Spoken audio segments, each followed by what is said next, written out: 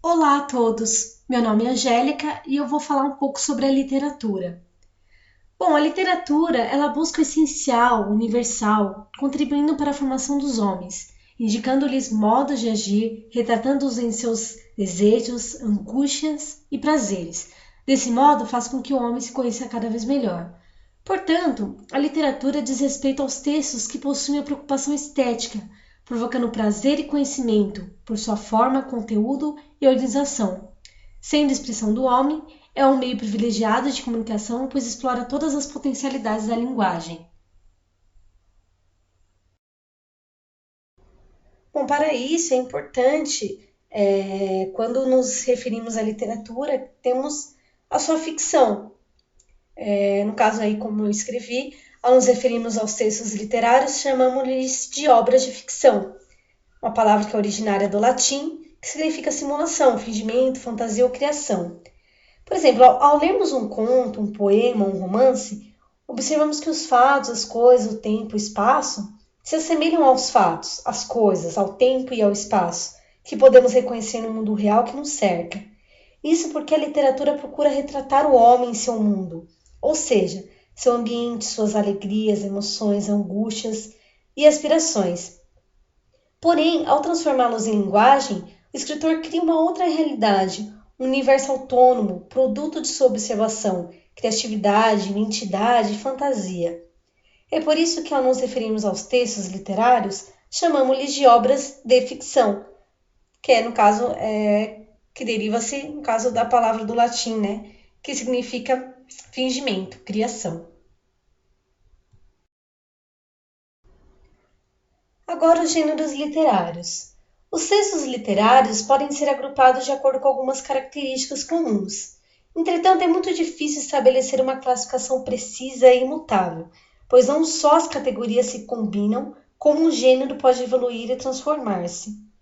A regra clássica de separação dos gêneros em épico, lírico ou dramático, que não admitia a presença numa mesma obra de gêneros diferentes, já não é respeitada, sendo bastante comum hoje em dia a fusão de vários gêneros em uma só obra. Bom, eu vou falar um pouco de cada um, no caso que são as classificações dos gêneros.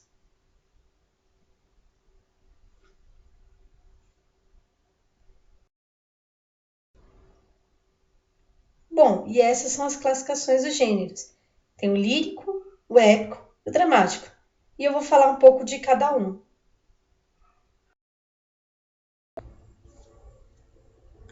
O gênero lírico caracteriza-se por uma manifestação do eu do artista, expressa, portanto, a sua subjetividade, os seus sentimentos e emoções, o seu mundo interior. A musicalidade é uma característica importante do texto lírico. A palavra lírico deriva-se de lira, que é um instrumento musical de cordas. O gênero épico define-se pelo aspecto narrativo e pela sua vinculação aos fatos históricos, ou às realizações humanas, revelados pelo artista como observador, que transfigura em sua obra o mundo exterior.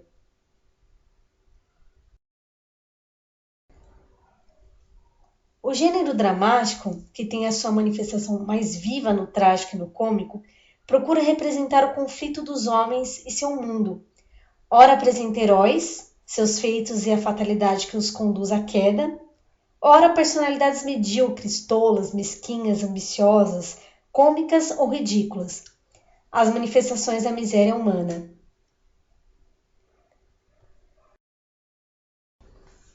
O texto poético. Não existe uma definição que possa sintetizar a essência da poesia. Podemos dizer que algumas palavras justapostas não formarão um poema se não estiverem harmoniosamente combinadas e provocarem um sentimento do belo.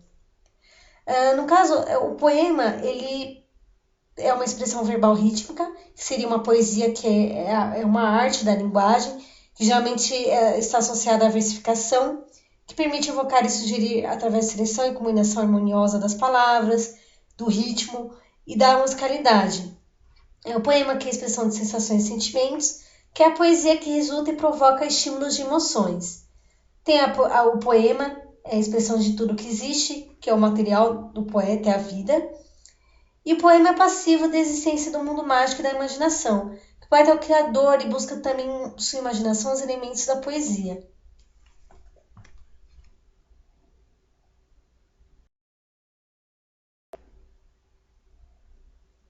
Dentro do texto poético, nós temos o poema e a prosa, ritmo, rima e estrofe e o poema concreto. O texto narrativo. Um romance, uma novela, um conto, um simples fato narrado caracterizam-se por uma progressão marcada por peripécias ou incidentes, e geralmente portadoras de uma moral. Assim, temos os 3 momentos de transformação que ocorrem ao longo do enredo. Na estrutura narrativa, nós temos a complicação, ou ação perturbadora, incidente que subverte a ordem estabelecida, instaurando o conflito. Temos o clímax, momento de maior tensão na história, e o desenlace, solução do conflito ou retorno à ordem aparente. No foco narrativo, nós temos o ponto de vista externo, caracteriza uma narrativa objetiva, feita por um observador de fora, que não conhece nem o pensamento nem o passado das personagens. Ele exprime uma visão incompleta. Temos o ponto de vista interno, caracteriza uma visão dos acontecimentos de uma das personagens da história e exprime uma visão parcial subjetiva. E temos a vista onisciente. Os fatos são apresentados por um narrador que conhece todos os fatos e pensamentos das personagens, exprime uma visão global. E temos os personagens. O protagonista, personagem central sobre o qual recai o interesse da narrativa. Antagonista, elemento ou pessoa que cria o clima de tensão, opondo-se ao protagonista. Os personagens secundários, que são personagens sem grande importância na narrativa, também chamados de coadjuvantes. E o narrador, aquele que conta a história. Quando a focalização é interna, pode ser uma personagem secundária, o protagonista ou o antagonista.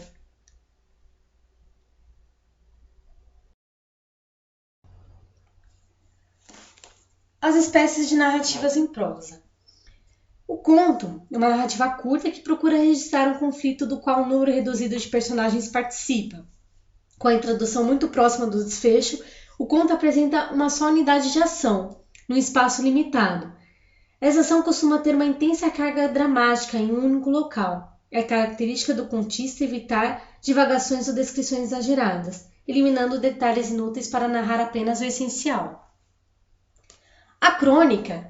Muitas vezes é difícil estabelecer as diferenças entre o conto e a crônica, pois dessa também participam personagens, o tempo e o espaço estão claramente definidos em um pequeno enredo. Ao tratar de fatos ou acontecimentos que caracterizam uma parte da sociedade, a crônica exprime o estado emotivo do cronista, apresenta uma reflexão a partir de um fato ou evento, dá-nos uma visão irônica ou cômica dos fatos, ou trata de aspectos particulares das notícias ou dos fatos. A novela caracteriza-se por uma polaridade dramática, uma série de células encadeadas, com relativa autonomia. Ao contrário do conto, a novela apresenta um maior número de personagens principais e secundárias, algumas das quais são mantidas como um fio condutor da narrativa, enquanto outras são logo substituídas ou passam ao plano inferior. Sendo normalmente uma ordenação horizontalizada, a carga dramática vai crescendo ao longo dos episódios até chegar ao epílogo.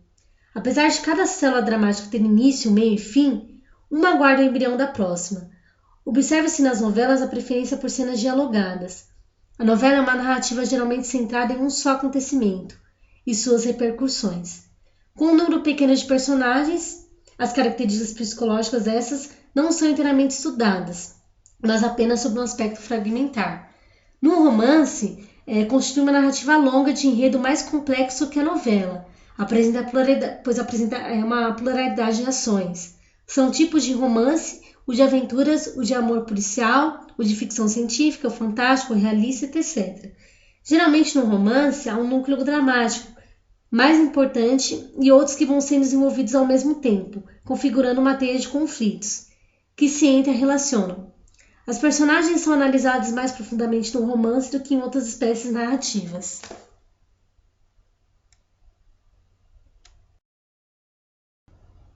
Estilos e priorização literária. Vamos ter primeiro uma noção de estilo. Os gregos usavam a palavra estilos para designar uma espécie de ponteiro com a qual escreviam em placas de argila. Depois estenderam sua aplicação para se referir à maneira de um orador discursar. Atualmente, a palavra estilo serve não só para designar a maneira de exprimir pensamentos, falando e escrevendo, mas também referência. No caso, temos as características da pintura, da arquitetura, da música, da literatura, tem a expressão individual de um artista, tem a maneira de escrever caracterizada pelo emprego de palavras e expressões próprias de uma classe, profissão ou grupo.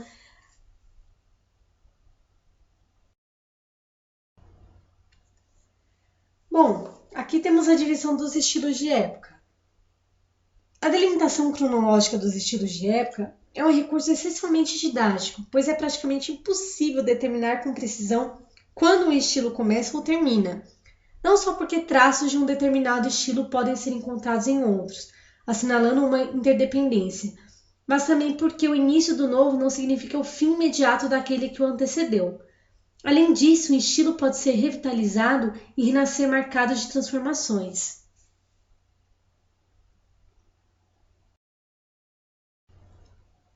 E esses são os estilos da literatura, né? Que é a Antiguidade Clássica, Trovadorismo ou Humanismo, Renascimento, Barroco, Arcadismo, Romantismo,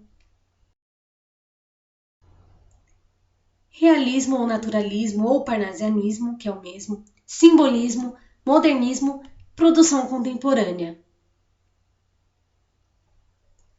Bom, o estudo dos diversos estilos de época na literatura ocidental inicia-se por uma referência à Antiguidade Clássica, representada pelos escritores greco-latinos, importantes pela influência que exerceram nos períodos seguintes, sobretudo a partir do Renascimento. A influência desses autores no Renascimento foi tão marcante que se costuma identificar também este período como um clássico. Na Idade Média, temos o trovadorismo e o humanismo, períodos significativos para a literatura de Portugal. O Brasil, descoberto em 1500, só apresentará atividade literária a partir do século XVII, que é com o Barroco, né? Tudo o que se produziu em nossa terra até o início do século XVII foram textos destinados à catequese dos índios ou de informação sobre o Brasil.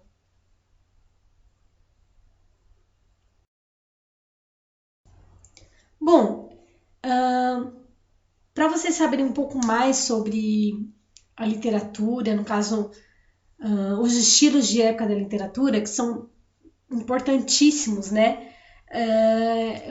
Na verdade, recomendo um site que é o brasilescola.com/literatura, que lá explica bastante sobre esses acontecimentos. Eu fico por aqui, agradeço pela atenção de vocês e até lá!